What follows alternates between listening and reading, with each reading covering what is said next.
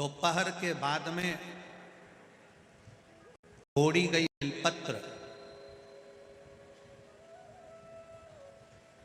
दोपहर के बाद अगर हम बेलपत्र को तोड़कर शंकर भगवान को समर्पित करते हैं तो शिव उसे स्वीकार नहीं करते। फूल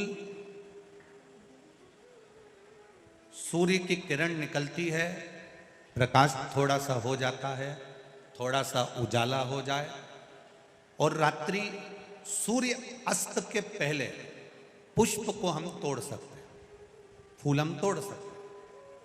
बेलपत्र सुबह से लेकर दोपहर तक हम तोड़ सकते हैं, पर दोपहर के बाद में बेलपत्र को नहीं तोड़ा जाता।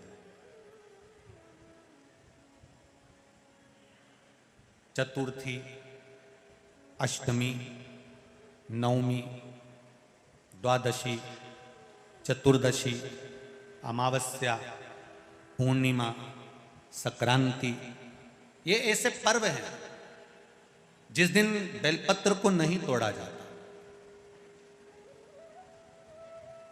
चतुर्थी, अष्टमी, नवमी, द्वादशी, चतुर्दशी, अमावस्या, पूर्णिमा, संक्रांति, ये वो पर्व है जिस पर बेलपत्र को नहीं तोड़ा जाता।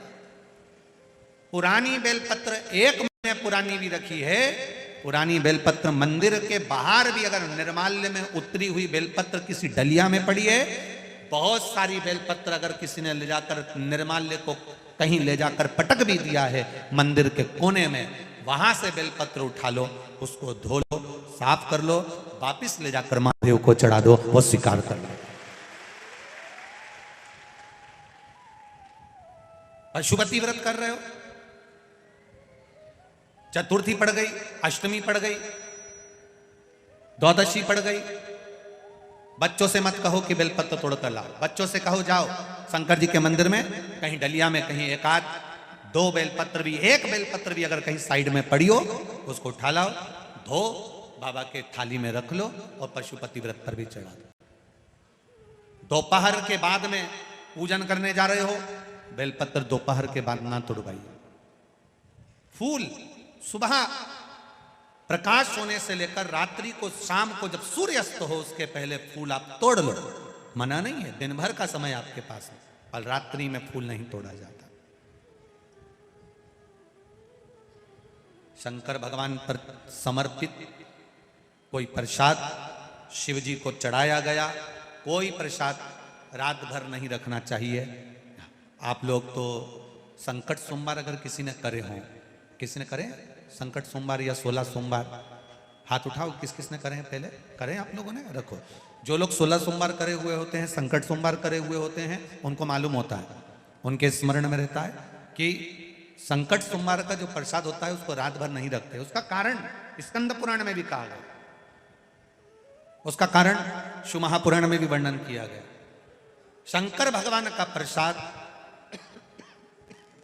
शिव जी का प्रसाद, अगर जितना जितना अंधेरा बढ़ते चले जाता है, जितना जितना रात्रि होती चली जाती है और दूसरा दिन अगर लग जाता है, तो उस प्रसाद पर आपका हक नहीं रहता, उस प्रसाद पर फिर चंड का हक हो जाता, फिर उनके गणों का हक हो जाता है, फिर आपका हक समाप्त।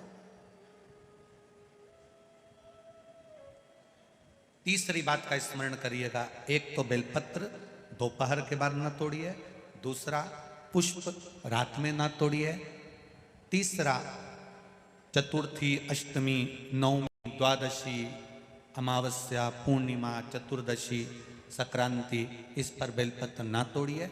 मंदिर की चढ़ी हुई, कहीं रखी हुई, कहीं अगर निर्माल्य में भी कहीं ले जाकर पड़ी है, वो भी समर्पित कर सकते हो। बेलपत्र तो यहाँ तक वर्णन करती है कि अष्टमी नवमी दोनों पड़ रही है और आपको बेलपत्र की जरूरत पड़ रही, तो एक बेलपत्र को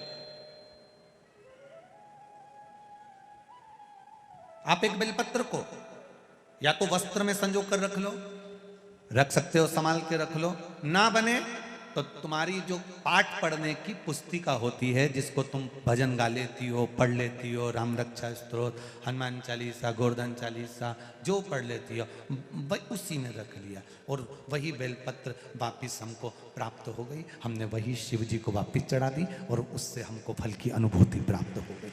जरूरी नहीं है तोड़े। धतूरे का फूल, ये तो धतूरा के बात आ गई। अब धतूरे का जो फूल होता है,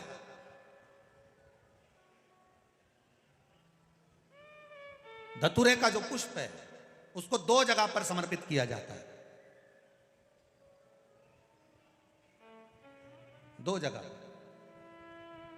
एक धतूरे का पुष्प जहां भगवान शंकर का जल चढ़ाने जाते हो, पूजन करने जाते हो, स्मरण करने के लिए जाते हो, वहां अशोक सुंदरी वाली जगह पर धतूरे को फूल को समर्पित किया जाए। एक दूसरे नंबर का धतूरे का जो फूल होता है, दो फूल जब हम समर्पित करने जा रहे हैं, तो एक अशोक सुंदरी वाली जगह पर फूल का जो मुख होता है,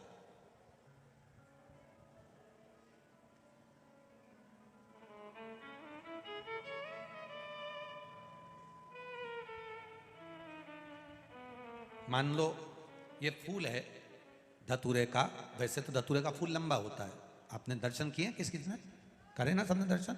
धतूरे का फूल लंबा होता है। अब वो लंबा जो पुष्प है, उसका जो खिला हुआ भाग है, जो खिला हुआ और पीछे की जो डंडी है, तो अशोक सुंदरी वाली जगह पर जब हम समर्पित करते हैं, अशोक सुंदरी वाली जगह पर जब हम उसको चढ़ाते हैं, तो जैसे ये शिवलिंग है और यहाँ सामने अशोक सुंदरी की जगह है, तो जो अशोक सुंदरी वाली जगह पर हम पुष्प समर्पित करते हैं, तो खिला हुआ जो भाग है, जो खिला हुआ भाग है, उसको इस तरह से रखते हैं कि शिवलिंग की ओर उसका खिला भाग जाए, और डंडी का भाग इधर गणेश जी, कार्तिकेय जी और 33 कोटि जो देवी देवता हैं उस ओर उसका भाग जाए। उसका भाग ऐसा समर्पित।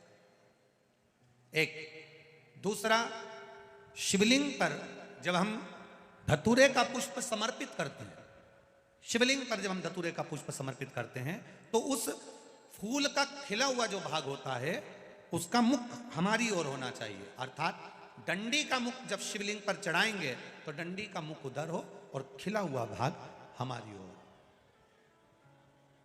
बहुत अंतर है महाराज। जैसे बेलपत्री चढ़ाते हैं, तो बेलपत्री चढ़ाते समय डंडी का मुख अपने ओर कर लेते, पत्तियों का मुख उधर कर देते, तो खिला हुआ जो भाग है वो हम अपनी ओर रख लेते हैं। अब कनेर का पुष्प इससे विपरीत में चलता है। कनेर का जो पुष्प होता है, उसकी डंडी का मुख हम अपनी ओर रख लेते हैं और खिला हुआ भाग महादेव की ओर कर देते हैं। वो थोड़ा विपरीत हो जाता है। तो शिव तत्व कह रहा है, भगवान शंकर का संवाद कह रहा है, शिव महापुराण की कथा कह रही है। दो स्थान धतूरे के पुष्प को समर्पित करने के लिए दिए। कौन कौन सा स्थान है? जम के बोलो। पहला, जम के बोलो। अशोक सुंदरी की स्थान पर खिला हुआ भाग कहां होना चाहिए? महादेव की और डंडी का भाग जहां 33 कोटि देवता हों, गणेश जी, कार्तिकेय हों, उस ओर हो। और दूसरा, देवादिदेव महादेव के शीश पर, शिवलिंग के ऊपर। एक बात बहुत ध्यान लगाकर सुनिएगा, स्मरण में रखिएगा। जब क्रोध की अवस्था होती है, क्लेश की अवस्था होती है, अशांति होती है, तब धतूरा शिव जी को चढ़ाकर 1 लोटा जल अवश्य चढ़ा देना चाहिए। लगभग 20 से 25 मिनट लगते हैं, पर अगर हमने दिल से धतूरा चढ़ाया और 1 लोटा जल धीरे धीरे धीरे धीरे देवादिदेव महादेव को समर्पित करना प्रारंभ करा, तो घर में से क्लेश, अशांति, क्रोध अपने आप धीरे धीरे शांत होना प्रारंभ हो जाता है। धतूरे में वो एक आनंद है, धतूरे में वो एक सुख है, धतूरे में वो एक आनंद है। पंच पुष्प में पहले नंबर का पुष्प है पारिजात का पुष्प, दूसरे नंबर का पुष्प है, बोलते जाओ जल्दी, कनेर का पुष्प, तीसरे नंबर पर पुष्प है शमी का पुष्प। चौथे नंबर पर पुष्प है मंदार, आकड़े का पुष्प। और पांचवें नंबर पर जो पुष्प है वो है धतूरे का पुष्प। अब इन पुष्पों के अलावा भी कई पुष्प देव अधिदेव महादेव को चढ़ते हैं, उनका एक अलग अलग नियम है। पर पंच पुष्प जो पूर्ण तरह से सुख देने वाले, आनंद देने वाले, जो सहजता में आपको मिल सकते हैं, ये वो 5 पुष्प हैं जो आपको आपके गांव में भी, अपने गांव में घूम लो तो वो मिल जाएगा। कोटेश्वर में भी आप घूमोगे तो वो प्राप्त होगा, वो पंच पुष्प। शिव पुराण श्रद्धा, भक्ति और विश्वास, इन तीनों से भरी पड़ी है।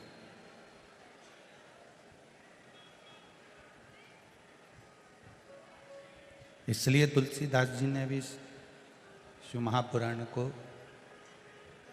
शंकर भगवान को विश्वास कहा है। इसमें श्रद्धा भी है, इसमें विश्वास भी है और इसमें भक्ति भी है। आवाज ठीक नहीं आ रही है। श्रद्धा भी है, विश्वास भी है और भक्ति भी है।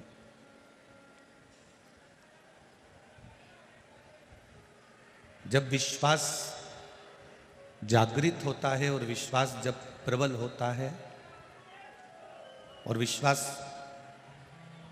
जागता कब है? जब हम श्रद्धा में सरावर हो जाते हैं, श्रद्धा में डूब जाते हैं।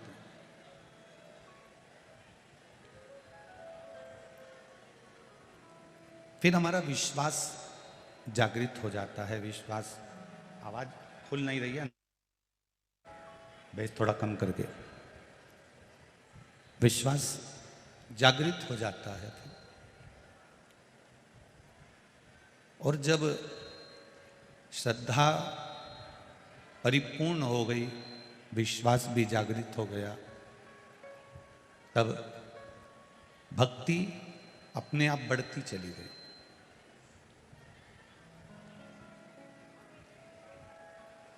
ऐसे ही विश्वास, ऐसे ही भरोसा, ऐसे ही दृढ़ता नहीं बनती है। शिव महापुराण की कथा कहती है, हम शंकर भगवान पर जब जल समर्पित करें, जब हम शिव जी को एक चावल का दाना समर्पित करें, जब हम भगवान शंकर को एक बेलपत्र समर्पित करें, जब हम भगवान शंकर को शीश नवाएं, तो उसमें हमारे विश्वास की पूर्णता होना चाहिए।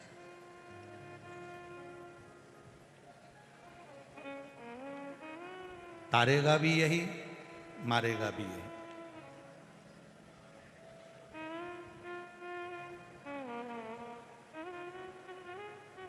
जिस चूड़ी को आप हाथ में पहनते हो, सबके हाथ में देखना तो सबके हाथ में अलग अलग तरह की चूड़ी मिलती है। जिस पायल को आप पहनते हो, सबके पाँव में देखना अलग अलग तरह की पायल मिलती है। जिस मंगल सूत्र को आप पहनते हो, सबके गले में देखना अलग अलग तरह का मंगल सूत्र मिलेगा। नाक की लौंग, सबकी नाक में देखना अलग अलग तरह की मिलेगी। कान का कुंडल, सबके कानों में अलग अलग तरह का मिलेगा। बिंदी, सबके माथे पर अलग अलग तरह की मिलेगी।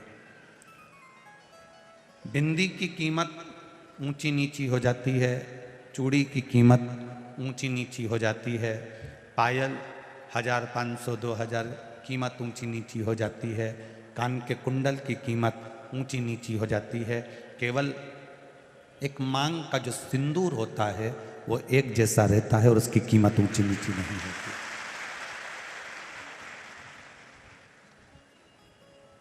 और इन सभी श्रृंगार में, इन सभी चीज़ों में भले मांग के सिंदूर की कीमत बाजार में आप 50 रुपए का, 25 रुपए का, 20 रुपए का, 10 रुपए का लेकर आ जाओगे, पर उसकी कीमत सब जगह एक जैसी है।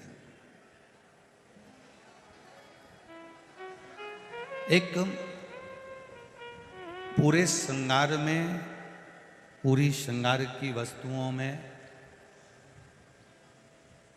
सिंदूर एक जैसा होता है, उसी तरह उसकी कीमत बाजार में भले डब्बी में 10 रुपये 5 रुपये होगी, पर मांग में आने के बाद उस सिंदूर की कीमत बहुत बढ़ जाती है। उसी तरह तुम्हारे परिंदे में, तुम्हारे हंडे में, तुम्हारे कुएं में, तुम्हारी बावड़ी में, तुम्हारे तालाब में, तुम्हारे यहाँ जल कितना भी भरा पड़ा हो, पर एक लोटा जल जब महादेव के ऊपर चढ़ता है तो उसकी कीमत अपने आप बढ़ती चली जाती है। उसकी कीमत अपने आप बढ़ती है। ये चल रहे हैं, ये चल, आके सुनिए आशीष जरा। उसकी कीमत अपने आप बढ़ती चली जाती है। अब चूड़ी अलग हो सकती है, मंगलसूत्र अलग हो सकता है, पायल अलग हो सकती है, सब कीमत सबकी अलग अलग हो सकती है, पर जो मांग का सिंदूर है उसकी कीमत एक जैसी होगी, पर डब्बी में उसकी कीमत भले 10 रुपये 5 रुपये 50 रुपये 25 रुपये 30 रुपये 40 रुपये हो।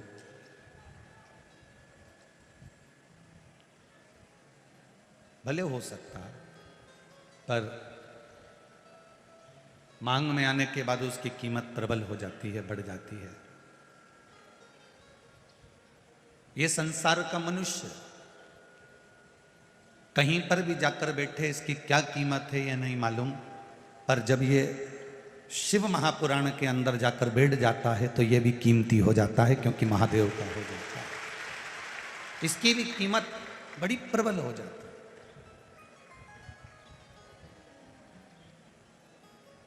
कोई साधारण कीमत वाले नहीं हो आप। भगवान के चरणों में पहुंचने के बाद जो कीमत बढ़ती है, उस कीमत का अंदाजा आपको नहीं हो सकता। कांटे में रहने वाली शमी की पत्ती, कांटे में रहने वाला शमी का फूल, जहर में सराबोर रहने वाला मंदार आंकड़ा,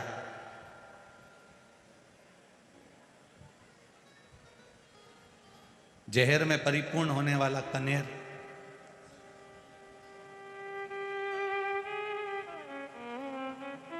ये सब सस्ते हैं, इनकी कोई कीमत नहीं है।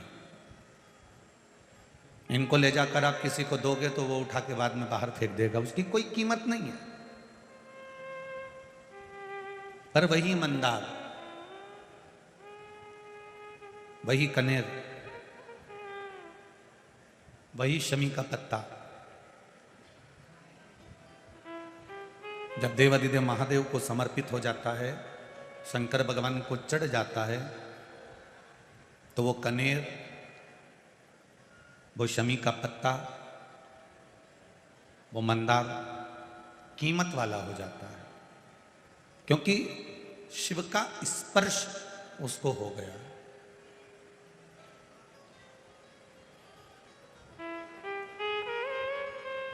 एक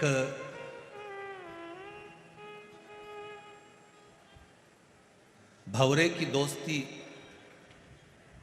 गोबर के कीड़े से हो जाती है। भंवरा उड़ते उड़ते गोबर के पास में आता है और गोबर के पास में जो कीड़ा है उससे उसकी दोस्ती हो जाती है। गोबर के कीड़े ने भंवरे से पूछा कि तुम कहाँ रहते हो? भंवरा कहता है मैं ताजे ताजे फूल पर रहता हूँ, उनका रस पीता हूँ और उनका रस ग्रहण करता हूँ।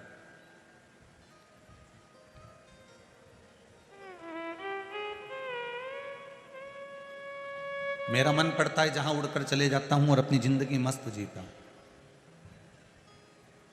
गोबर का कीड़ा कहता है बड़े किस्मत वाले हो जो तुम उड़कर जहां तहां मर्जी पड़ती है वहां चले जाते हो और पुष्प पर बैठकर उसका रस ग्रहण करते रहते हो।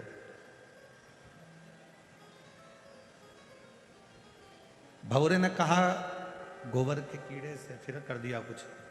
भंवरे ने गोबर के कीड़े से कहा कि चलो तुम मेरे साथ, मैं भी तुमको फूलों की सैर करा कर लेकर आता हूं, सारे फूलों के पास लेकर चलता हूं, चलो। भंवरे ने गोबर के कीड़े को लिया, फूल पर ले जाकर बिठा दिया। फूल पर गोबर का कीड़ा जब बैठा तो फूल दिन में खिला हुआ था, रात्रि को बंद होने लगा तो गोबर का कीड़ा घबरा गया। भंवरा तो चले गया, गोबर का कीड़ा फूल के अंदर बंद हो गया। बहुत गुस्सा आया उस कीड़े को, ऐसी दोस्ती किस काम की, भंवरा तो चले गया और मेरे को फूल के अंदर बंद कर कर पटक दिया।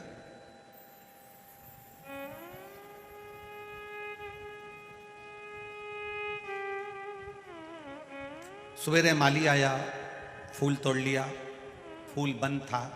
माली को लगा कि लेकर जाऊंगा भगवान के पास में पहुंचेगा जब तक खिल जाएगा। फूल लेकर गया, माली ने बाजार में रखा। एक पंडित जी ने भगवान को चढ़ाने के लिए वो फूल खरीद लिया। फूल पंडित जी के हाथ में पहुंचा, पंडित जी के हाथ से वो फूल भगवान के चरणों में पहुंचा। गोबर का कीड़ा उसी फूल में है, भगवान के चरणों में पहुंच गया। सवेरे फूल चढ़ा, शाम को पंडित जी ने वापिस निर्माल्य में उसको उतारा, गंगा जी में विसर्जन कर दिया। भंवरा उड़ते उड़ते गंगा जी के घाट पर आया, फूल के अंदर बैठे उस कीड़े से पूछा, कीड़े तू कैसा है? कीड़े ने कहा, भंवरे तेर से दोस्ती कर कर आज मेरी जिंदगी धन्य हो गई। गोबर का कीड़ा भगवान के चरणों से गंगा के जल तक पहुंच गया। एक गोबर का कीड़ा भगवान के चरण में गया और भगवान के चरणों से निकलकर गंगा के जल तक आ गया।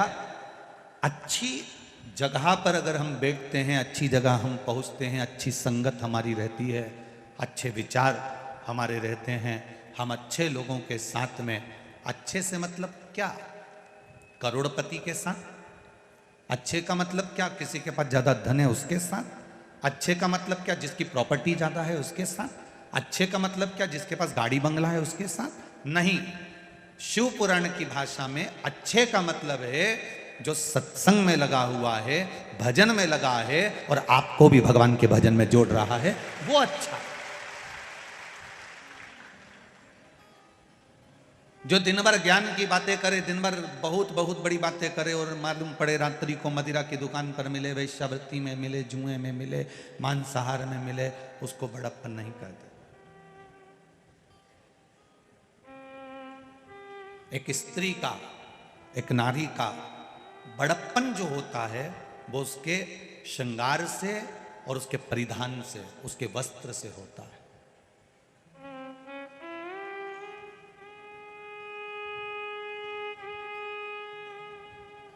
उसका परिधान, उसका वस्त्र। मेरे मालवा की माताएं लुगड़ा पहनती हैं, लहंगा पहनती हैं। मेरे राजस्थान मारवाड़ की राजपुताना होन अपने तन पर जो परिधान, जो वस्त्र धारण करती है, वो भी एक तलवार का काम करती है, कोई साधारण नहीं है। नारी के तन पर रहने वाला वस्त्र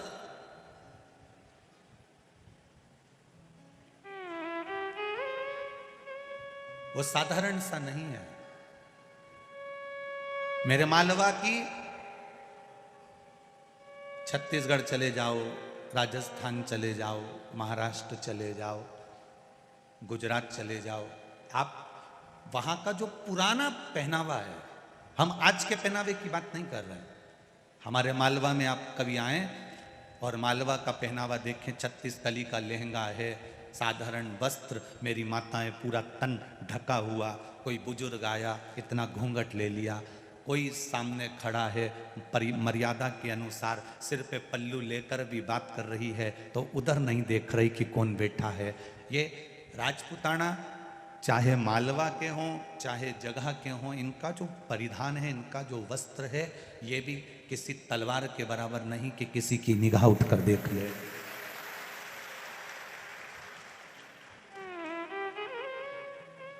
एक मर्यादा का वस्त्र।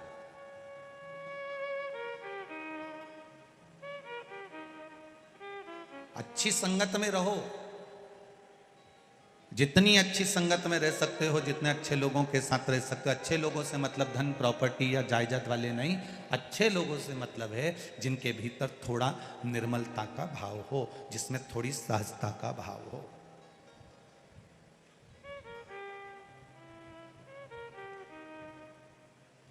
और राजवीर बना के जीजा साहब से हमारी जब बात हो रही थी तो वो कह रहे थे, गुरुजी हमारे पिताजी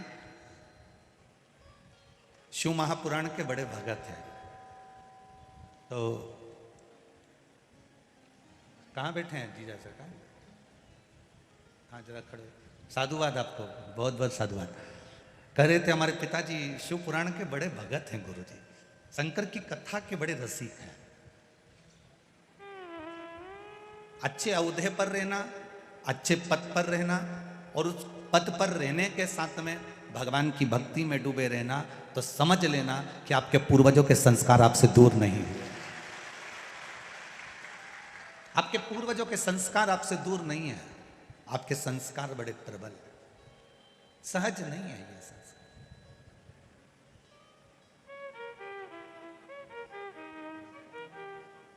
एक गोबर का कीड़ा भी अच्छे भौरे का साथ पकड़कर भगवान के चरण तक चले जाता है और चरण से गंगा जल तक चले जाता है। तो हमारा विश्वास कहता है, अगर आप अपने अपने घर से निकलकर लाखों की संख्या में इस शिव महापुराण की कथा में पहुंचे हो, तो तुम्हारा पहुंचना सरल नहीं है। कहीं ना कहीं इस शिव महापुराण की संगत, शंकर का अनुमोदन, शिव तत्व, भगवान का भजन, कीर्तन, स्मरण आपको भी कैलाश धाम तक खींच कर ले जा सकता है। आपका विश्वास।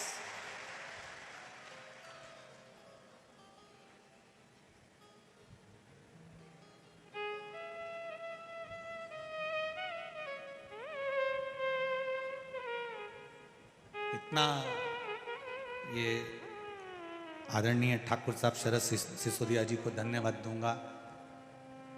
दुनिया के लोग शहरों में जाकर कथाओं का क्रम करते हैं। आप भी चाहते तो इंदौर में कर सकते थे, आप भी चाहते बदनावर या महू में या छोटा नागदा आदि कादिक जगह पर कर सकते थे, परंतु ये कोटेश्वर बाबा की पावन धरा पर कराकर आपने ये कोटेश्वर बाबा की पुण्यमय धरा को पूरे विश्व में प्रसिद्ध कर दिया, जन जन तक पहुंचा दिया। इस प्राचीन मंदिर को केवल यहीं के लोग जाना करते थे, यहीं के लोग पहचाना करते थे, परंतु अब इस कोटेश्वर धाम को, जहां गंगा जी निरंतर 24 घंटे शंकर भगवान पर गिर रही है, ऐसे कोटेश्वर धाम का दर्शन संपूर्ण विश्व के लोगों को करा दिया। संपूर्ण विश्व एक सुख है। और हो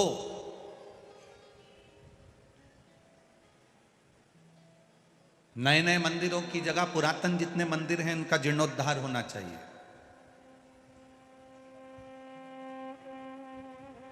पुरातन मंदिरों की देखरेख होना चाहिए। पुरातन मंदिरों में भक्तों का जमावड़ा बढ़ना चाहिए। बड़ी प्रसन्नता का विषय है, पहले के लोग 31 मनाने के लिए, नया साल मनाने के लिए बड़े बड़ी सिटियों में जाते थे। इंदौर, उज्जैन, इंदौर, कहीं गोवा, कहीं ना जाने कहाँ कहाँ जाते थे। होटलों में जाते थे, डिस्को करते, पार्टी मनाते, मदिरा का पान करते, मांसाहार करते। पर अब पूरे भारत की रौनक देखिएगा, 31 का दिन आता है और भारत के जितने प्राचीन प्राचीन मंदिर हैं, चाहे ओमकारेश्वर हो, महाकालेश्वर हो, काशी हो, सीहोर का कुबेरेश्वर धाम हो, चाहे कोटेश्वर धाम हो, चाहे बैद्यनाथ धाम हो, जितने प्रसिद्ध मंदिर हैं, वृंदावन हो, गोकुल हो, अयोध्या हो, इन मंदिरों में 31 के दिन अपने आप भीड़ बढ़ जाती है। अर्थात लोग कहते हैं शिव पुराण ने दिया क्या है? हमारा विश्वास करता है कि शिव पुराण ने सनातन धर्म को जगाया है और जगाने के साथ मंदिर तक पहुंचाने का क्रम इस शिव पुराण ने किया। आज शिव पुराण ने करा क्या? सनातन धर्म को जगाने के बाद में इस शिव महापुराण ने सनातन धर्म के एक एक बच्चे को मंदिर तक पहुंचाया। तब तो ये 450 बीघा जमीन के अंदर पार्किंग, भोजनशाला आदि का जो क्रम हो रहा है, ये कोई साधारण नहीं हो सकता। 450 बीघा जमीन के अंदर बैठकर आप कथा का रस तत्व ग्रहण कर रहे हो, ये कोई साधारण बात नहीं। क्या दिया शिव पुराण ने? सनातन धर्म को जगाया, आपके भीतर विश्वास प्रकट करा, आपके भीतर भरोसा प्रकट करा।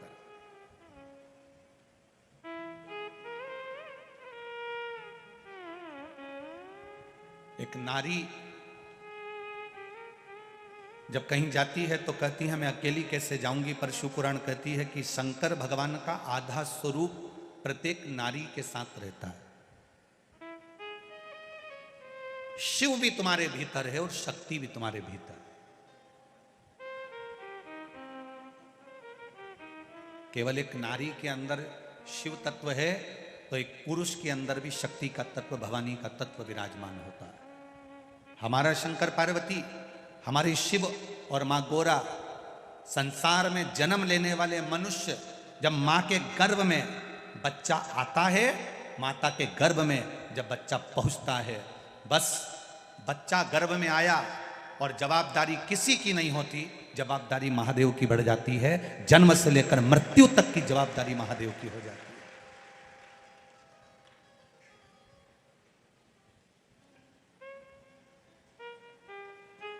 इस व्यासपीठ ने देखा है कई बार, कोई बच्चा गर्भ में अटक गया, कोई बच्चा गर्भ में नाल में फंस गया, कोई कहता है कि इसकी नाक नहीं आई, कोई कहता है कि इसका चेहरा नहीं आया, कोई कहता है इसकी धड़कन नहीं आई, कोई लिख के भेज। ये पत्र कोई साधारण, कोई लिख कर भेजता है कुछ, कोई लिख कर पत्र देखिए।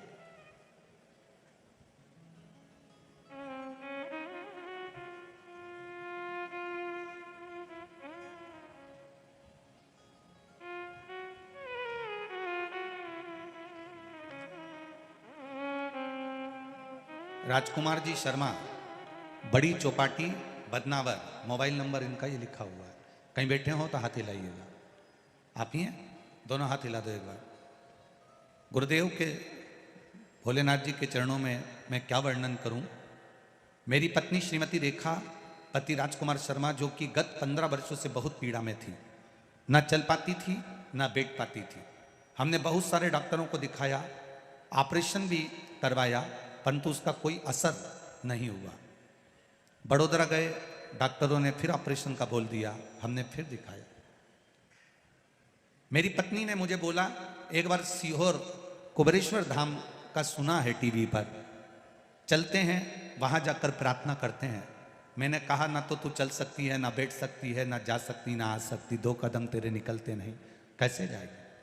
चलते तो हैं। गाड़ी में पटक लेकर गए, बाबा को प्रणाम करा, कंकर शंकर को पूछकर उसी को लेकर आ गए और एक रुद्राक्ष वहां से लेकर आ गए। गुरुदेव आप कहते हो 3 महीने में बाबा पूर्ण करता है, बाबा ने 2 महीने में पूर्ण कर मेरी पत्नी को चलाने के लायक कर दिया और ठीक कर दिया। आप ही हैं? दोनों हाथ हिला दो एक बार। श्री शिवाय। आप ठीक हैं पूरी तरह से? चल सकती हैं, बैठ सकती हैं? हर हर महादेव। बैठिए। ये उसकी कृपा के बिना नहीं हो सकता। आप करें। आपने जो भजन किया है, आपने जो स्मरण किया है, आपने जो संकीर्तन करा है और विश्वास के बल पर करा है, तो वो मिला, उसमें कोई त्रुटि नहीं।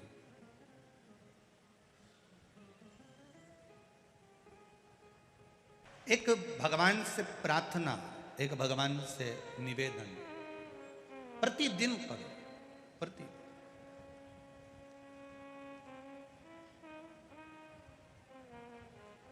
आप जब भगवान से प्रार्थना करेंगे, निवेदन करेंगे, तो वो अवश्य स्वीकार करेगा, सुनेगा।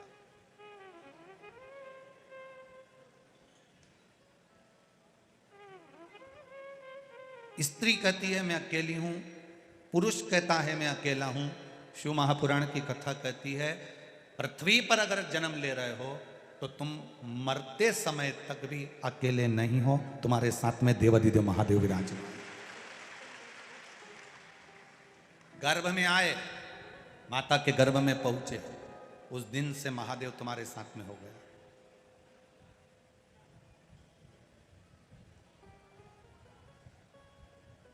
कोई तुमसे कहे तुम्हारे साथ में कौन है, तो तुम कह सकते हो मेरे साथ में महादेव है। तुम्हारे साथ कौन है? बोल बोलो, जम के बोलो, महादेव। बोल बम का नारा है, उसके सहारे जी रही हूं मैं उसके सहारे रह रहा हूं, कोई दूसरा नहीं। और किसी की सामर्थ्यता भी नहीं है कि कोई तुम्हारा साथ दे दे। कितने भी करोड़पति तुम्हारे रिश्तेदार होंगे, तुम्हारे दुख की घड़ी में अगर 5 लाख रुपए दे दे तो गारंटी है, तुम्हारे दुख की घड़ी में दे दे तो गारंटी।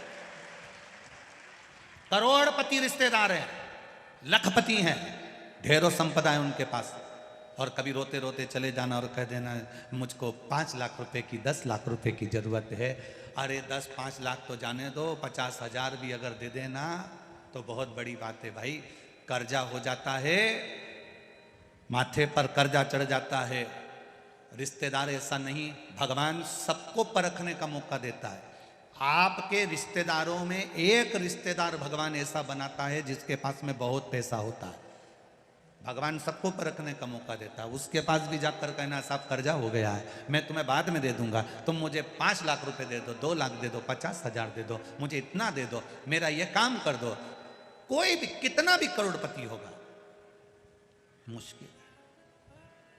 अब तुमने उससे जाकर कहा, तुमने दूसरे से जाकर निवेदन करा, फिर तुमने तीसरे से जाकर निवेदन करा, फिर तुमने चौथे से जाकर निवेदन करा।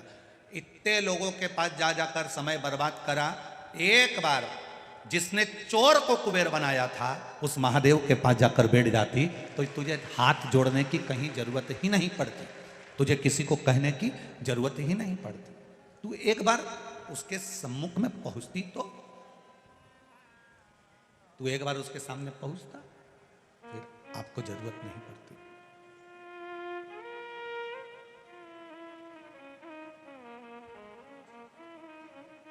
अपने बच्चों को भी सिखा दो कि कोई तुम्हारा साथ देगा कि नहीं देगा ये पता नहीं है, पर इतना विश्वास रखना कि वो कैलाश पर रहने वाला देवाधिदेव महादेव तुम्हारा साथ जरूर देगा।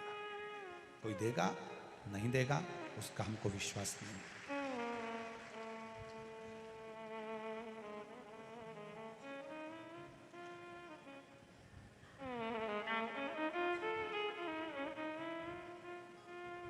तूफान आता है, बड़ी बड़ी कश्तियों को डुबो देता है। तूफान आता है, बड़ी बड़ी कश्तियों को डुबो देता है, और जब व्यक्ति के भीतर अहंकार आता है तो बड़ी बड़ी हस्तियों को डुबो देता है। अहंकार यदि थोड़ा सा भी आ गया, अभिमान अगर थोड़ा सा भी आ गया, आपकी समर्पण की भावना अगर समाप्त हो गई, आप किसी के प्रति समर्पित भाव से मिल भी नहीं पा रहे हो, तो फिर ये जीवन आपका बेकार, जीवन व्यर्थ।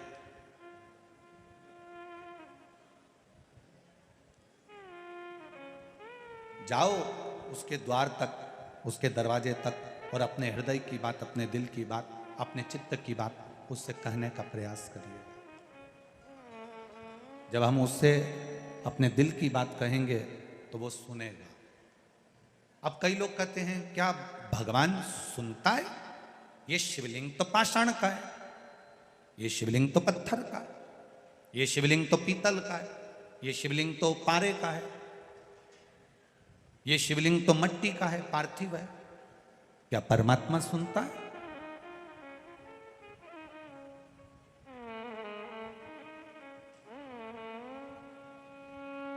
अगर नहीं सुनता होता तो विचार करिएगा। श्रीमद् भागवत में एक कथा आपने सुनी होगी, हाथी का पांव किसने पकड़ा? बोलो बोलो जम के। मगर ने पकड़ा। और हाथी ने किसको बुलाया? भगवान को। अब भगवान आए,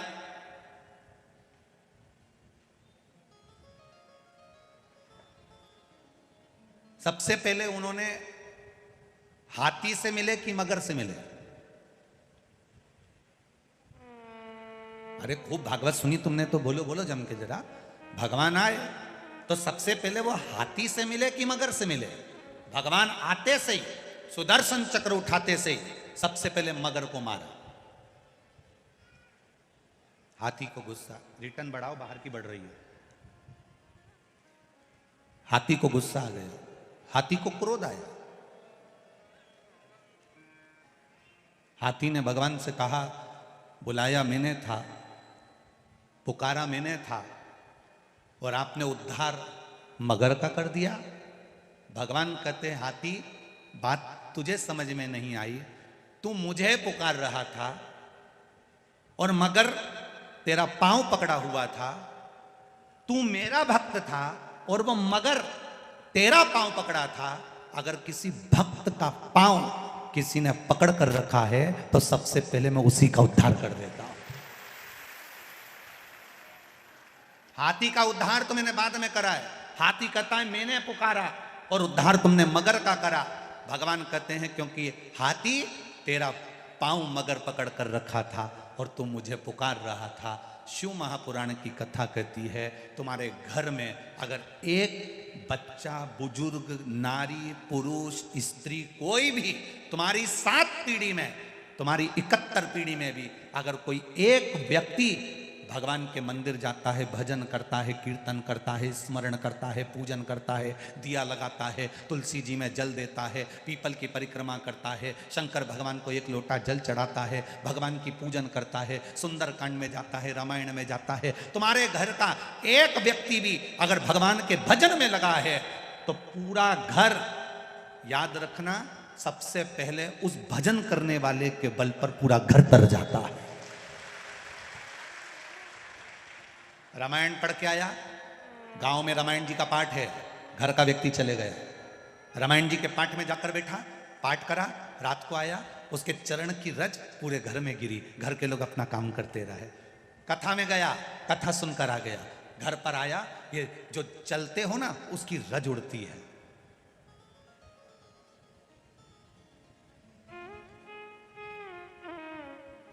हाथी का पांव मगर ने पकड़ा तो सबसे पहले मगर का उद्धार करा।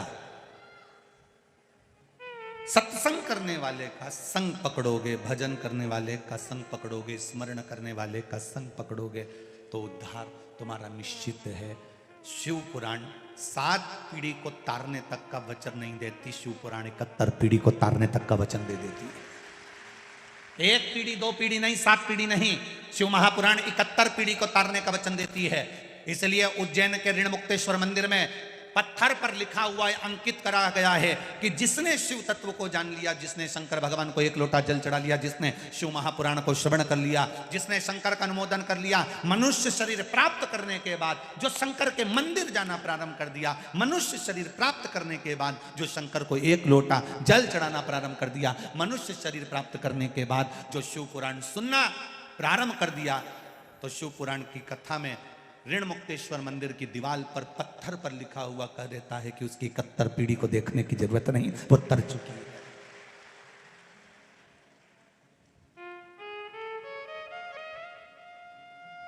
क्यों जाते हैं हम उज्जैन? क्यों जाते हैं उस कालाधिपति की नगरी में? क्यों जाते हैं हम महाकाल की नगरी में?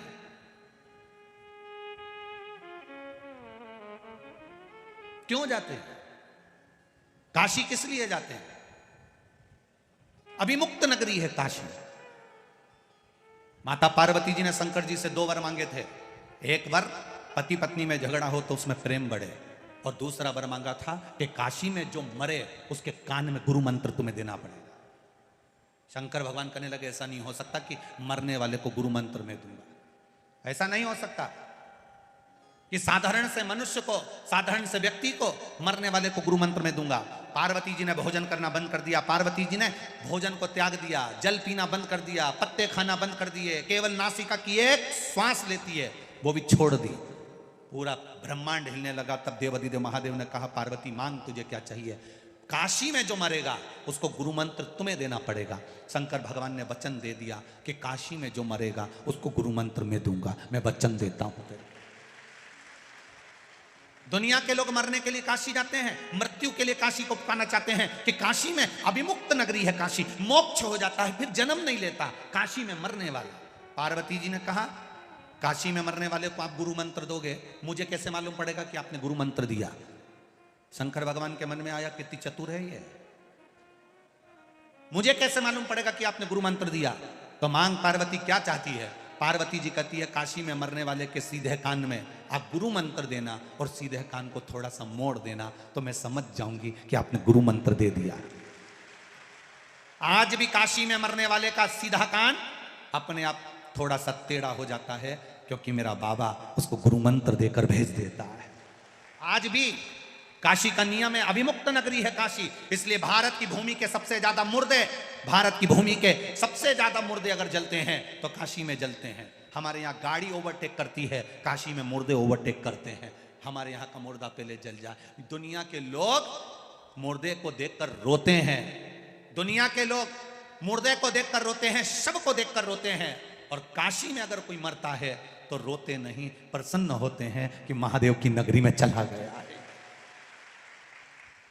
दो नगरी है, एक काशी अभिमुक्त नगरी है और दूसरी उज्जैनी महाकाल की नगरी, जहां दुनिया के लोगों का समय अच्छा ना चले, दुनिया के लोगों को लगे कि बड़ी दुख की घड़ी चल रही है, बड़ी परेशानी चल रही है, बड़ा कष्ट चल रहा है, बड़ी बीमारी चल रही है, बड़ा रोग चल रहा है, बड़ी तकलीफ चल रही है, उसको कहां ना जाना, एक बार जिसने घड़ी बनाई, जिसने समय बनाया, जिसने पल बनाया, जिसने काल बनाया, उस महाकाल के चरणों में बैठकर एक बार शिव पुराण पूरी सुन लेना, मिल गया था। क्यों जाते हैं उज्जैन? अपने समय को सुधारने के लिए। तूने महाकाल काल बनाया, घड़ी बनाई, पल बनाया, मेरा समय अच्छा नहीं चल रहा, मेरा समय अच्छा नहीं चल रहा। जब घड़ी अच्छी नहीं चलती तो इसको कपड़े की दुकान पर या किराने की दुकान पर नहीं ले जाते, इस घड़ी को हम घड़ी वाले की दुकान पर ले जाते हैं। एक बार वर्ष में नियम बना लो कि मुझे कालाधिपति के चक्र उस चरणों में पहुंचना है। बाबा की कृपा, शिव तत्व को जानना, हमारी चित्त वृत्ति बुद्धि सब परमात्मा में हो जाता है। कभी कभी हमारा मन हम ले जाते हैं शंकर जी की ओर, भटक कर दूसरी ओर पहुंच जाता है। कभी कभी हमारा मन विचलित होता है, ऐसा नहीं। एक व्यक्ति था, उसको कान से सुनाई नहीं देता था, थोड़ा कम सुनता था, अवस्था थी, कम सुन रहा है। अब उसका एक बहुत अच्छा रिश्तेदार बीमार पड़ गया। अब बहुत अच्छा रिश्तेदार जब बीमार पड़ गया तो इसने अपने छोराओं से कहा, रे छोरा, ए नाना, ए रे छोरा, ए रे नाना, हम मेरे को ले चल, वो उससे मिल आऊं। तो नाना चिल्ला कर बोला, तुम्हें सुनाई तो देता नहीं, मिल के करोगे क्या? तो दादाजी बोले, देख मिलना तो पड़ेगा क्योंकि हमारा पुराना पहचान वाला है, मिलना तो पड़ेगा, मेरा पुराना पहचान वाला है, उससे मिलूंगा जो। अरे तो तुम बात क्या, वो बोलेगा भी तो तुम नहीं सुन सकते?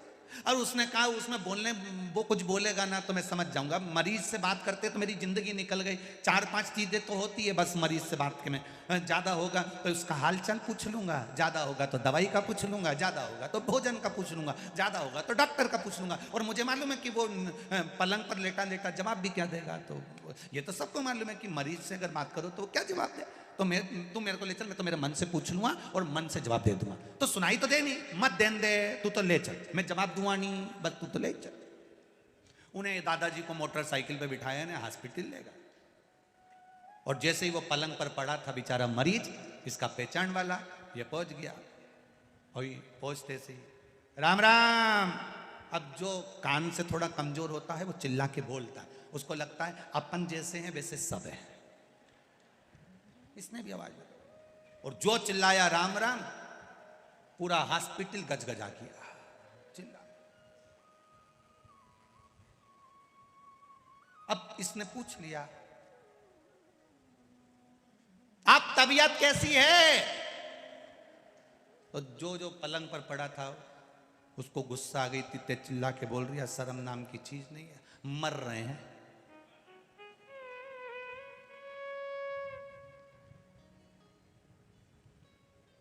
भगवान की बड़ी कृपा है। अब वो बोल रहा मर रहे हैं और ये बोल रहा भगवान की बड़ी कृपा है, ऐसे ही रहो। अब इसको और बुरा लग गया मरीज को। अब इसने दूसरा प्रश्न पूछ लिया, कौन से डॉक्टर का इलाज चल रहा है? अब इसको आ गई गुस्सा, यमराज का चल रहा है। इसने भी कह दिया बहुत अच्छा डॉक्टर है, तुरंत इलाज करता है, चिंता मत करो, उसी को दिखाते रहो।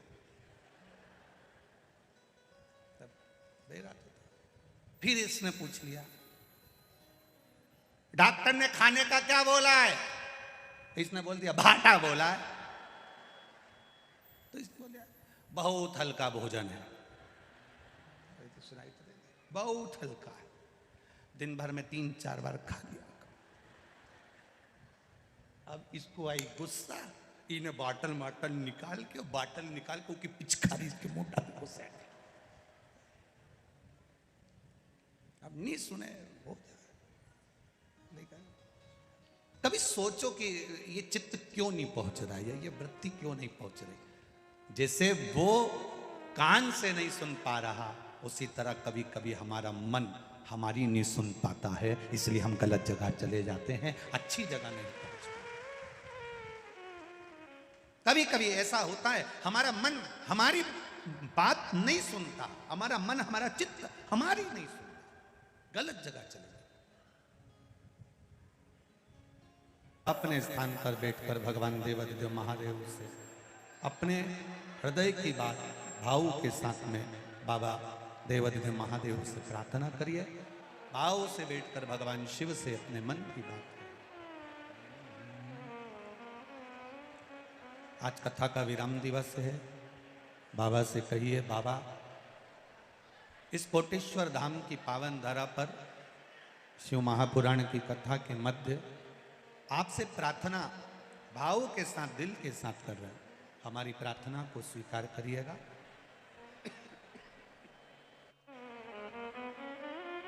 दिल से बाबा देवाधिदेव महादेव से प्रार्थना भाव से।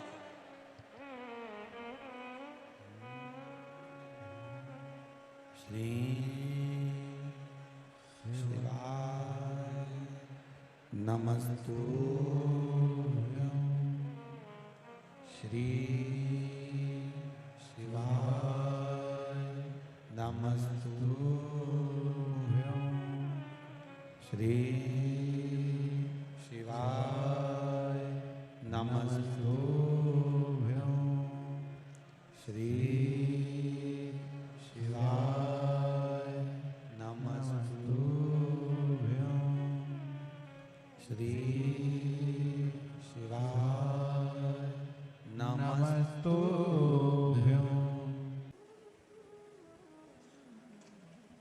पंच पुष्प में 5वें नंबर का पुष्प आता है। भगवान शंकर आनंद के साथ में विराजमान थे और देवताओं ने जब मंथन किया, उस मंथन में जो विष निकला वो विष देवाधिदेव महादेव को दिया गया।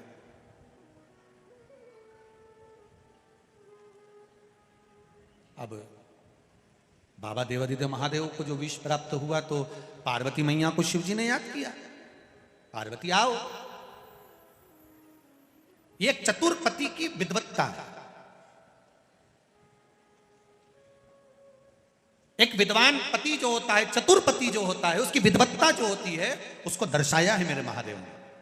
बहुत विडंबना में जीवन चल रहा, बहुत परेशानी में चल रहा, बहुत टेंशन चल रहा।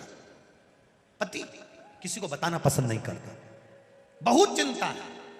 घाटा लग गया, कर्जा बढ़ गया, तकलीफ हो गई, रोग हो गया, बीमारी हो गई, कुछ गलत करी आया, कुछ अच्छा करी आया। किसी को बताए ना बताए, पत्नी को एक बार बोल कर देखना, वो तुमको विल पावर मजबूत करेगी, कह देगी चिंता मत करो, मैं हूं और आप हो, सब करेंगे। पर पति पत्नी को ऐसा धुतकार, तू चुप रहे, तेरे में अक्ल नहीं है, तू तो पगली है। अरे भाई, इसने तेरे से कहा था कि तू कर्जा करके आ, इतनी माताएं बैठी है, इतनी, और इतनी टीवी पर कथा सुन रही हैं। एक माता ने कभी अपने पति से कहा हो कि तुम कर्जा करो, चोरी करो, डाका डाल के लाओ? कोई नारी अपने पति को चोरी करता नहीं देखना चाहती। कोई पत्नी अपने पति को डाका डालते नहीं देखना चाहती। कोई पत्नी अपने पति को कर्जे में डूबते हुए नहीं देखना चाहती। पत्नी हमेशा पति को चंद्रमा की रोशनी की तरह बढ़ती हुई देखना चाहती है, सूरज की रोशनी की तरह बढ़ते हुए। अब कर्जा हो गया, तकलीफ आ गई, बुरा करिया है, बेकार काम करिया है, तो घबराना नहीं। अपनी धर्म पत्नी को एक बार आद्य शक्ति समझकर, पार्वती समझकर, शिव की शक्ति समझकर उसको भी अपनी बात कहो, दिल से कहो, जो सच है उसको कहो। वो आद्य शक्ति के रूप में तुम्हारे साथ में बैठी है, तुमको खड्डे में नहीं पटकेगी। थोड़ा ना थोड़ा उसकी विवेक से, उसकी बुद्धि से समझाने का प्रयास करेगी, और तुमसे इतना जरूर कह देगी, अब जो हो गया हो जान दो, चिंता मत करो, होगा, देखेंगे। आप और हम है ना, टेंशन लेने की जरूरत नहीं है, सब आगे बढ़ेंगे, फिर करेंगे। ये नारी का बल है, ये नारी की बलता है, ये उसका धैर्य है।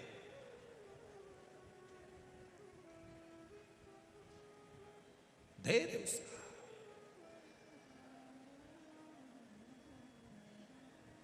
पत्नी मर गई, पति टूट गया। क्यों भैया? आज तुम मदिरा की दुकान पर खड़े थे, क्या बात है? बहुत गम था इसलिए पी ली।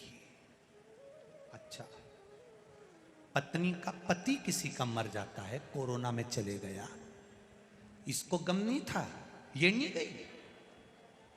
तुम्हें गम था, कर्जे में लदालुम हो गए, गम हो गया, किसी ने कुछ कह दिया, गम हो गया, झगड़ा हो गया, गम हो गया, और तुम मदिरा की दुकान पर चले गए। नारी की जिंदगी में कितना गम है। ताने सुन रही है, आप शब्द कह रहे हैं, लोग ताने दे रहे हैं, आड़ा टेढ़ा कर रहे हैं, कहीं कुछ हो रहा है, कहीं कुछ हो रहा है। रोती है तो भी रसोई घर में रोटी बनाकर अपने बच्चों का पेट भरती है। वो नारी कोई सहल नहीं होती। गम तुमको है, गम इसको नहीं। जो आता है, पति आया तो दो शब्द कह गया, देवर आया तो कह गया, जेठ आया तो कह गया, ससुरा आया तो कह गया, सासू आई तो कह दिया, मायके वाले बोले तो बोल दिया, भैया से बोलो तो भैया बोले, भाभी से बोलो तो भाभी बोले। एक नारी, बेटा है तो बेटा बोले, छोरी है तो छोरी बोले। एक नारी जिंदगी भर सुने, इसको गम नहीं है। फिर भी शंकर की आदि शक्ति इसके अंदर विराजमान है, इसलिए धैर्य रखती है, फिर आगे बढ़ जाती है, रोती है, पोंछती है आंसू, फिर भी तुम्हारा साथ दे जाती है, फिर भी साथ देती है। वो नारी है। और तुम कहते तुम्हें अकल नहीं है, तू चुप रहे, तेरे में अकल नहीं, तेरे में अकल नहीं। और जब पूरी तरह से खड्डे में गिर जाता है, तब आखिरी में कोई साथ नहीं देता, तब वो फिर पत्नी कहती है, ये मेरी रकम पड़ी हुई है, उतार कर दे देती है, बेची आओ, ले जाओ, कर्जा चुका दो। आखिरी में भी कोई साथ दे रही है, अंत बिंदु में वो साथ दे रही है। और एक बात अपनी जिंदगी में उतार कर रखना, रकम दुकान पर कब जाती है? जब घर में दुख आता है। किसी भी नारी की रकम दुकान पर ऐसे नहीं जाती। बोलो री जीजी सही है कि गलत है? घर में कर्जा बढ़ गया, दुख आ गया, तकलीफ आ गई, परेशानी आ गई, तब घर की रकम दुकान पर जाती है। जब घर की रकम दुकान पर जाती है, जब दुख आता है, जब दुख आता है तो सोने की रकम दुकान पर जाती है। उसी तरह जब जिंदगी में दुख आए तो इस मनुष्य के शरीर को, इस रकम को भी महादेव के चरणों में उस दुकान पर ले जाओ तो शिव संभाल ले। सोने की रकम दुकान पर जा रही है, सोने की रकम दुकान पर पहुंच रही है। ये शरीर भी उस परमात्मा की चौखट तक जाना चाहिए।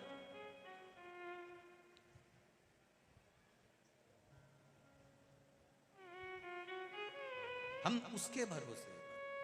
पति कहता है पत्नी से, तुझमें विवेकता नहीं, तुझमें बुद्धिता नहीं, तुझमें, तू नहीं जानती। अरे तकलीफ आई है, एक बार बैठकर उससे भी कहो जो तुम्हारी अर्धांगिनी है, और अर्धांगिनी से भी निवेदन है, अपने मन में कुछ ना रखते हुए अगर कुछ बात कहना है तो अपने पति से कहो, किसी से मत कहना। दुकान पर 50 नौकर काम करते हो, फिर भी फोन लगाकर नौकर से मत कहना कि तुम मेरे को ये सामान ला कर दो। अगर कहना तो अपने पति से कहना। क्यों? अगर एक आध बार तुमने नौकर से कहा सामान ला कर दो और नौकर 3-4 बार सामान ला कर देगा तो हो सकता है लोगों की दृष्टि गलत हो जाए। अपने पति से कहना मुझे ये सामान ला कर दो, वो लाए तो ठीक, ना लाए तो ठीक, पर नौकर से भी मत कहना कि मुझे सामान ला कर। अपनी चित्त वृत्ति से कह।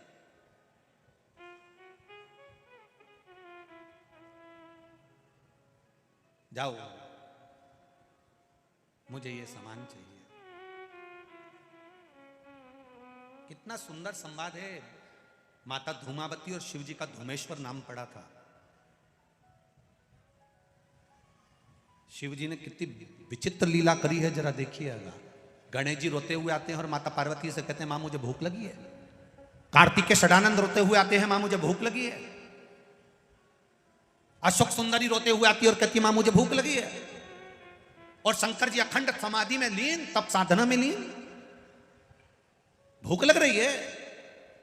माता पार्वती ने देखा कुछ भी नहीं था। क्या दूं बच्चों को? अगर मेरे स्तनों में दूध होता तो मैं अपने बच्चों को पिला देती, पर स्तन में दूध भी नहीं है। क्या दूं? भूख से बिलख रहे भगवान गणेश जी, कार्तिकेय, अशोक सुंदरी सब भूख से बिलख रहे थे। पार्वती जी शिव जी के पास जाकर एक लोटा जल चढ़ाकर बोली, बाबा उठिए, तुम्हारे बच्चे भूखे हैं, तुम्हारे बच्चे भूखे हैं, उठिए। शिव जी नहीं उठे। गणेश जी माँ का पांव पकड़कर बोले, माँ बहुत भूख लग रही है। षडानंद कार्तिक बोले, माँ बहुत भूख लग रही है। अशोक सुंदरी कह रही है मुझे भूख लग रही है। भोजन नहीं था।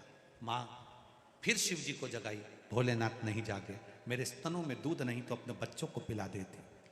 अब वो स्तन में दूध लाने के लिए माँ ने क्या लीला रच दी। क्रोध में आ गई पार्वती। अपने बच्चों को भूखा मरते हुए कोई नारी नहीं देख सकती, कोई नारी नहीं।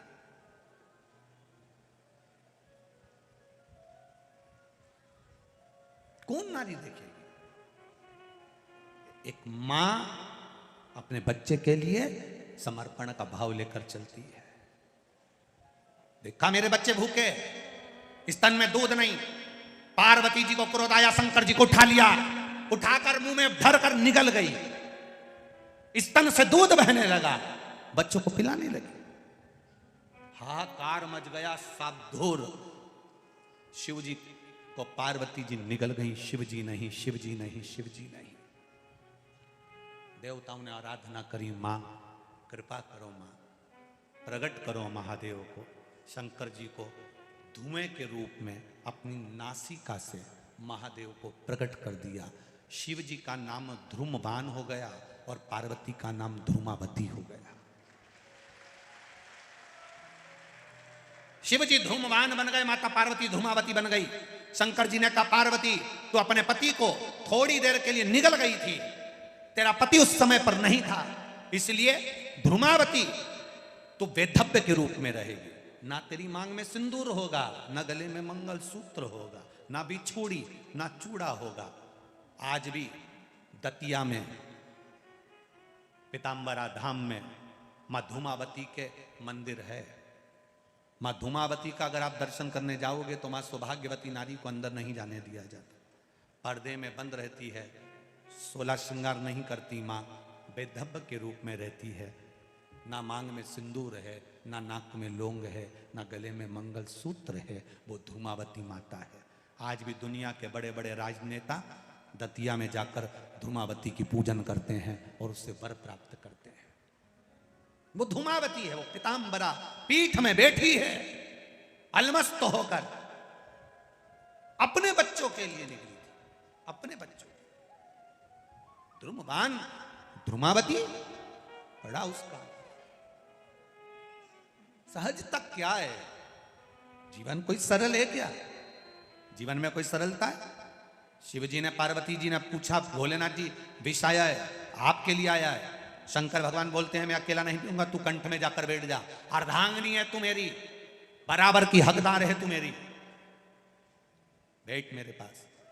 कंठ में मां बैठी, शिव जी ने विष पिया, कंठ में पहुंच गया। नीचे जा रहा था विष, शंकर भगवान ने उसको कंठ में ही रोक लिया। अंदर जाएगा तो मेरे उदर में ना जाने कितने शिव भक्त बैठे हैं। शिव पुराण कहती है ये पूरा जो ब्रह्मांड है, ये पूरी जो पृथ्वी है, ये पृथ्वी शंकर भगवान के उदर में विराजमान है। शंकर जी एक चावल का दाना खाते हैं और सबका पेट भर देते हैं। शिव जी आराम से सोते हैं तो सबको निंद्रा आती है। शिव मस्त रहते हैं तो सब मस्त रहते हैं। शंकर जी को लगा अगर मैं विष पी गया और वो विष पेट में चले गया, वो विष उदर में चले गया, तो मेरा पूरा ब्रह्मांड, पूरी पृथ्वी पर जितने जलचर, थलचर, वायुचर जीव जो रह रहे हैं, जो मनुष्य रह रहे हैं, ये सब विष के असर से मर जाएंगे। तो पार्वती जी कह रही है प्रभु इसको अंदर गटको, पार्वती जी कह रही है इसको नीचे उतारो। शंकर जी कह रहे नहीं उतार सकता क्योंकि नीचे मेरी औलाद बैठी है, नीचे मेरी संतान बैठी है, सब मर जाएगी, इसलिए मैं उसको अंदर नहीं उतार सकता। तो पार्वती जी कह रही है मैं कंठ पर बैठी हूं, यह विष मेरे पास है। शिव जी कहते हैं माता पिता की जिंदगी है ही ऐसी, जिंदगी भर विष पीना है और औलाद को सुरक्षित रखना है। माता पिता की जिंदगी है ऐसी, जिंदगी भर विष पीना है, औलाद को सुखी रखना है। ये माता पिता है। घर में पिता शिव का स्वरूप है, मां पार्वती का स्वरूप है। कितना विष पीते होंगे। घर की ठंडी रोटी घर का बुजुर्ग, घर की बूढ़ी मां खा लेती है, उसको भी गर्म रोटी अच्छी लगती है, पर बूढ़ी माँ कहती है दाल अच्छी बनी, कड़ी अच्छी बनी। घर में ठंडी रोटी रखी है ना, वो फ्रिज के ऊपर 2 ला के दे दे। बहू कहती है ठंडी क्यों खा रही हो, गरम खा लो। नहीं नहीं तू मुझे ठंडी ला दे, क्योंकि सास को मालूम है ये ठंडी रोटी कोई नहीं खाएगा, बाद में गाय को पटक दी जाएगी, बाहर कुत्ता को डाल दी जाएगी। मेरा पति एक एक रोटी कमा कर लाया, एक एक निवाला, एक एक अन्न का दाना लाया, इसको पटकूंगी नहीं। घर की बुजुर्ग ठंडी रोटी खा लेती है क्योंकि फेंकी ना जाए, कल की ठंडी सब्जी खा लेती है क्योंकि फिकाए ना। एक एक ईंट जोड़कर, एक एक दाना जोड़कर उसने महल बनाया है, कैसे उसको बर्बाद होते देख ले। इसलिए घर के माता पिता शिव और पार्वती के स्वरूप होते हैं। तिनका तिनका जोड़ा है, तिनका। एक पत्र आया, उस पत्र में किसी ने लिखकर भेजा है गुरुजी 5 दिन से शिव पुराण चल रही है और कुछ दिन पहले से यहाँ ये टेंट लगना प्रारंभ हो गया था, और शिवजी की कृपा, उदारता, दया, गुरुदेव बड़ी गजब है कि 5 दिन से इस टेंट में आपके पंडाल के व्यासपीठ के ठीक ऊपर एक चिड़िया और चिड़ा दोनों ने घोंसला बनाकर 5 दिन पहले ही घोंसला बना लिया था, और 5 दिन से रोज कथा सुन रहे हैं। आज भी बैठे, वो बैठे ऊपर बैठे, आज भी वो चिड़ा और चिड़ी 5 दिन से लगातार स्थान नहीं छोड़ा उन्होंने, और लगातार वो कथा सुनते रहते। 5 गुरुजी जब कथा में चिड़ा और चिड़िया भी शिव और पार्वती बनकर कथा सुनते हैं तो संसार का मनुष्य भी सुधार। पत्र दिया, उसकी भक्ति, उसका विश्वास। 5 दिन में उसने घोंसला बना लिया, उसी में रह रहा, दोनों कथा का रस तत्व ग्रहण कर रहे और अपने जीवन का आनंद। सुनो, ये शिव महापुराण की कथा है, सुनो। जरा सी माइक की ध्वनि होती है, डीजे बजता है तो जमीन हिल जाती, मकान हिल जाते और चिड़ा चिड़िया भाग जाते हैं। पर 5 दिन से लगातार भजन भी हो रहे, ढोल भी बज रहे, नगाड़े भी बज रहे, कीर्तन भी बज रहा, तो भी उनका निवास ये शिव और पार्वती का स्वरूप आनंद लेते हुए कथा का तत्व ग्रहण कर रहा। ये शिव तत्व, शिव की भक्ति, भगवान का भजन, स्मरण, कीर्तन, मंत्र जाप। शिव जी ने कंठ पर विष को रखा, पार्वती जी झेली, विष कंठ पर पड़ा हुआ। शंकर भगवान को थोड़ा थोड़ा उस विष का असर होने लगा, और विष का जब असर होने लगा तो भोलेनाथ जी को थोड़ा थोड़ा थोड़ा थोड़ा चक्कर आने लगा। विष का असर जो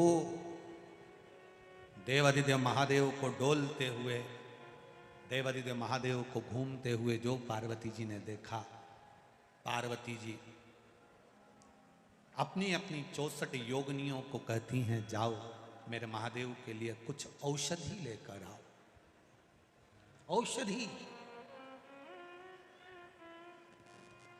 पूछा, अब तुम्ही ने दर्द दिया है, तुम्ही दवा देना। पूछा भोलेनाथ जी से, वो जैसे रुक्मणी जी ने पूछ लिया था भगवान कृष्ण से, तुम्हारा पेट दुख रहा है, इसकी दवाई क्या है, औषधि क्या है। सारी दवाइयां दे दी, सारी औषधि दे दी, वेदों को दिखा दिया, डॉक्टरों को दिखा दिया, सब कुछ कर दिया, फिर आखिर ऐसा क्या है, क्या दें आपको, आपका पेट दर्द बंद हो जाए। भगवान कृष्ण कहते हैं रुक्मणी, जो मुझे बहुत प्रेम करता हो उसके चरण की रज ला कर दे दे। तो चरण की रज लेने के लिए रुक्मणी जी से कहा तू तेरी दे दे, तो रुक्मणी के मैं अपनी चरण की रज नहीं दे सकती। सतभामा जामवंती कालंदी मित्रबंदा लक्ष्मणा कोई नहीं दी। तब चरण की रज देव ऋषि नारद को मालूम पड़ा, तो नारद जी बोले मैं लेकर आता हूँ। नारद जी चरण की रज लेने के लिए बरसाना चले गए, ब्रज चले गए। ब्रज में राधा जी को कहा भगवान का पेट दुख रहा है, चरण की रज चाहिए, जो ज्यादा चाहता हो। राधा जी ने अपने चरण की रज दे दी। राधा जी बोली रुको नारद, मेरे अकेले के चरण की रज लेकर जा रहे हो सकता है मुझसे ज्यादा चाहने वाला और भी ब्रजमंडल में रहता, सबके चरण की रज ले जाओ। नारद जी ने इतनी बड़ी पोटली बांध ली, सिर पे धर के लेके चल दिए। नारद जी यूं डोले यूं डोले यूं डोले यूं डोले, चरण रज लेकर जैसे ही द्वारका में पहुंचे, रुक्मणी जी ने पूछ लिया नारद क्या लिया है, कि चरण की रज। तो इतनी सारी क्यों लिया है? नारद जी बोले पूरी की पूरी दवाई का पत्ता लाके रख दिया है, जब जब सिर दुखे तो खाते रहेंगे। पूरा दवाई का पैकेट है, अलमारी में रख लेना। भगवान के चरण की रज है, जब मिले तब पाओ, जब पेट दुखे तब पाओ। भगवान ने पूछा किसके चरण की है? प्रभु तुम खा के देख लो, असर हो जाएगी। अब ये मत पूछो कौन सी टेबलेट, कौन सी दवाई, तुम तो खाओ। कई लोग कहते हैं आखिर ये शिव पुराण में एक माँ ने लिखा है पत्र में, उर्मिला व्यास उज्जैन से आई हैं, कहीं बैठी हो तो हाथ हिलाइएगा। उर्मिला व्यास आप ही हैं? दोनों हाथ हिला दो एक बार ऐसे। उर्मिला व्यास उज्जैन से हूं। गुरुदेव मेरा बेटा विदेश में परेशानी में था थोड़ा, उसकी जॉब नहीं थी। जब जॉब नहीं लगी बड़ा परेशान हो गया, और तब मैंने बाबा से विनय करी, निवेदन करा, भोलेनाथ जी का पशुपति व्रत करना प्रारंभ करा, और बाबा से विनती करी कि बाबा अगर मेरे बेटे का जॉब लग जाएगा, पंडाल में शिव महापुराण की कथा बैठकर सुनूंगी। गुरुदेव उज्जैन से आई हूं, मेरा बेटा बड़ा परेशान था, उसकी जॉब नहीं थी। बाबा की कृपा से शिव महापुराण की कथा टीवी पर सुनते हुए विनती करके पशुपति व्रत के माध्यम से मेरे बेटे की एयरफोर्स मेडिकल में सरकारी जॉब लग गई है। मैं बाबा को यहां प्रणाम करने के लिए आया। बैठिए बहन, बधाई आपको। श्री शिवाय नमस्तु। शिव तत्व की ओर हम चले। हमारी भक्ति, हमारा विश्वास, हमारी दृढ़ता, हमारा भरोसा हम समर्पित कर कर, फिर कहूंगा ये कथा खाली नहीं जाएगी। आपने जिस भाव से सुनी है, ये 5 दिन की शिव महापुराण की कथा जिस भाव से सुनी है, भले खाली झोली लेकर आए हो, पर मेरा बाबा झोली भर कर भेजेगा, ऐसा नहीं रहा। ये कथा साधारण नहीं है।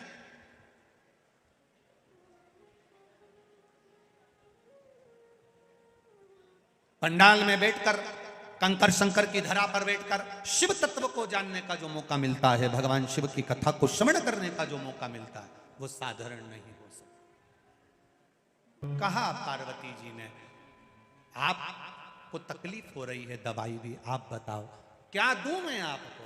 शंकर भगवान कहते हैं पार्वती याद कर, एक बार मैं गंगा के तट पर बैठा हुआ था, गंगा की धार मुझ पर पड़ रही थी, तब अटखेलियां करते समय जया विषहरा शामरी बारी दौतली और देव ये अटखेलियां कर रही थी। उस समय पर मेरे वक्ष स्थल पर थोड़ा सा जल का छींटा पड़कर वो जल पृथ्वी पर जाकर गिर गया था। उससे एक फल पौधा उत्पन्न हो गया था जो धतूरा कहलाता है। पार्वती मेरे रोग को धतूरा मेरे ऊपर रखकर जल की धार चढ़ा दे, मैं ठीक हो जाऊं। एक धतूरा और धतूरे का फूल, कांटे वाला धतूरा और उसमें लगने वाला एक पुष्प। आस्था चैनल पर आप लोग देख रहे होंगे धतूरे के फूल का दर्शन। धतूरा और धतूरे का पुष्प, छोटा सा पौधा है, ज्यादा बड़ा नहीं है, कांटा लग रहा है, धतूरा लग रहा है, और उसमें भी साधारण धतूरा नहीं। जिस धतूरे के नीचे की डंडी लाल कलर की होती है, अगर वो सोमवार की अष्टमी को देवाधिदेव महादेव को समर्पित करी जाती है तो उसके घर में कभी संपदा की कमी नहीं होती है।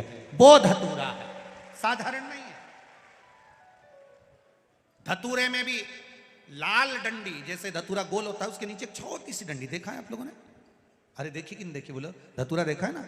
धतूरे के अंदर एक नीचे छोटी सी डंडी होती है, जब तोड़ोगे तो वो डंडी का कलर अगर लाल है, वो डंडी का कलर अगर लाल है, और कभी हम तो कहेंगे जैसे बड़ी बीमारी जिसको हो जाती है, लीवर, किडनी, कैंसर आदि आदि बड़ी बीमारियों से जो जूझ रहा होता है, प्रयास करो, प्रयास महामृत्युंजय का जाप कर कर, महामृत्युंजय का स्मरण कर कर, एक लाल डंडी का धतूरा प्रयास करना। एक धतूरा मिल जाए या 5 धतूरे मिल जाए किसी भी एकांतेश्वर महादेव पर, जो शिव मंदिर एकांत में हो, जहाँ कोई जाता आता नहीं हो। वैसे तो अब बहुत मुश्किल है कि ऐसा मंदिर मिल जाए जहाँ कोई जाता आता नहीं हो। पहले की बात दूसरी है, अब बात दूसरी है। फिर भी कहीं आप रोड पे से निकल रहे हो, एकांतेश्वर महादेव अगर आपका दिख जाए, बहुत बीमारियों से ग्रसित हो, तो भी महामृत्युंजय जाप का स्मरण कर कर या किसी विद्वत ब्राह्मण जन से महामृत्युंजय मंत्र का जाप कराकर या भगवान शिव के मंत्र का जाप स्वयं कर कर, वो भी ना बने तो पंचाक्षर मंत्र नमः शिवाय, षडाक्षर मंत्र ओम नमः शिवाय या श्री शिवाय नमस्तुभ्यम जप कर वो लाल डंडी का धतूरा 5 एकांतेश्वर महादेव को आप समर्पित कर सकते। रोग थम जाएगा, जो दवाई खाओगे वो शरीर को लगना प्रारंभ हो जाएगी और आप स्वस्थ होना प्रारंभ हो जाएंगे। अगर बड़ा रोग है, एकांतेश्वर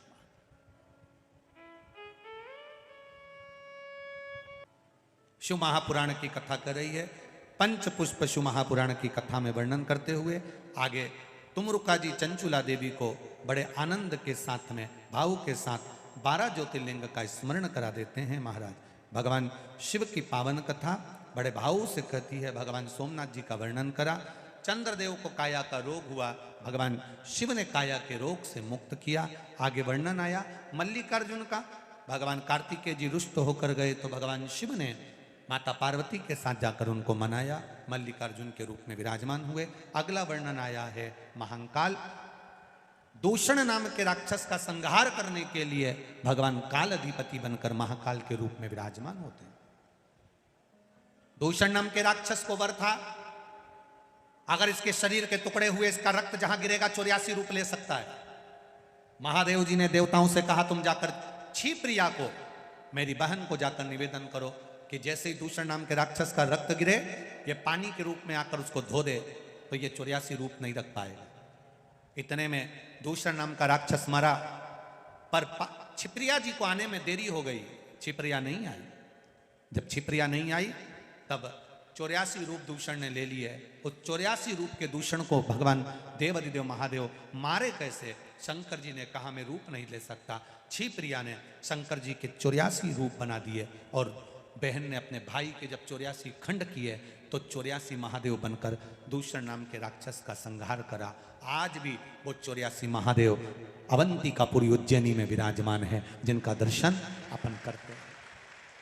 84 महादेव 84 लाख योनियों को काटने के लिए, 84 लाख योनियों को समाप्त करने के लिए, 184 से पार उतरने के लिए 84 महादेव का दर्शन किया जाता है, स्मरण किया जाता है।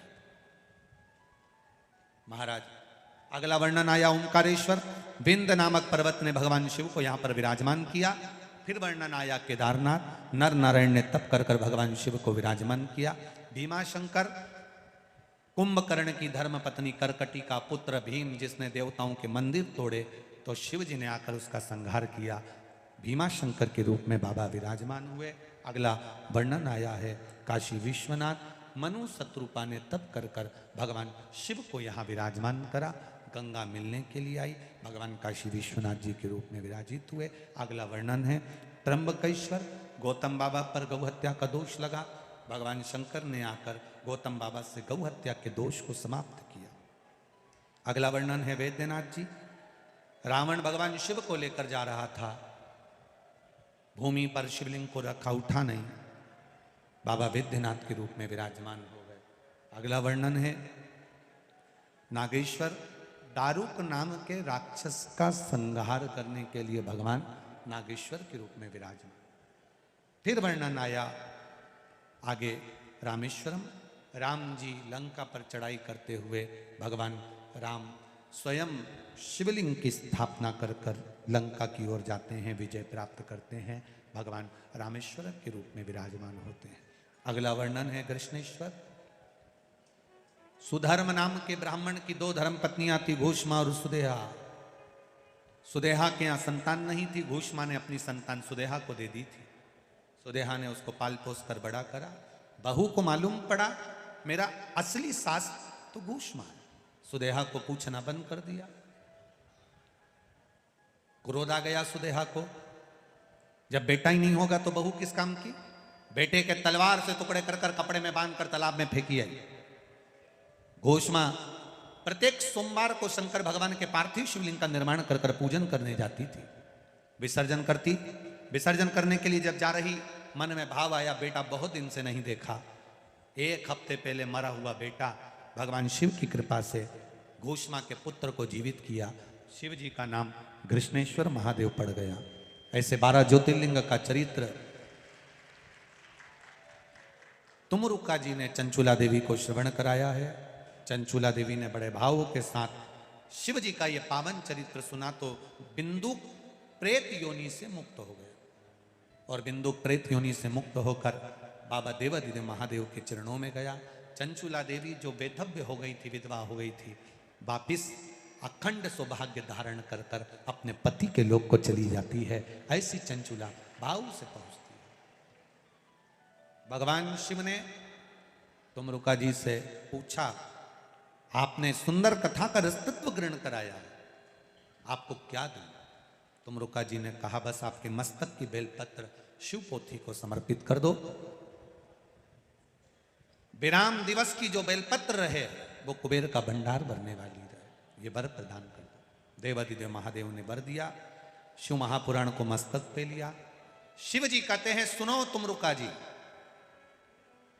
ये पावन शिव महापुराण की कथा, मृत्यु लोक में संसार में जन्म लेने वाला मनुष्य जिस भाव से श्रवण करेगा, जो जिस विश्वास के साथ सुनेगा, जिस आस के साथ विश्वास के साथ कथा को दिल से, मन से, हृदय से श्रवण करेगा, शिव कथा सुनने वालों की सेवा करेगा, शिव जी कहते हैं उसका भंडार कुबेर भंडारी कुबेरेश्वर महादेव भरेगा। मैं स्वयं भरूं, शिव कह रहे हैं मैं स्वयं भंडार भर दूंगा। ऐसी पावन शिव महापुराण की कथा जो रोग से रोगियों को मुक्त कर देती है, ना संतान को भी झोली भर संतान दे देती है, जिसको धन नहीं उसको धन दे देती है। दिल से अगर आपने श्रवण करी है, 3 महीने के अंदर तुम्हारा भी एक पत्र बाबा की कथा में कहीं ना कहीं पहुंचा हुआ मिलेगा, निश्चित है। कथा जैसे भोजन रोज जरूरी है, उसी तरह शिव महापुराण भी रोज जरूरी है। हर हर महादेव।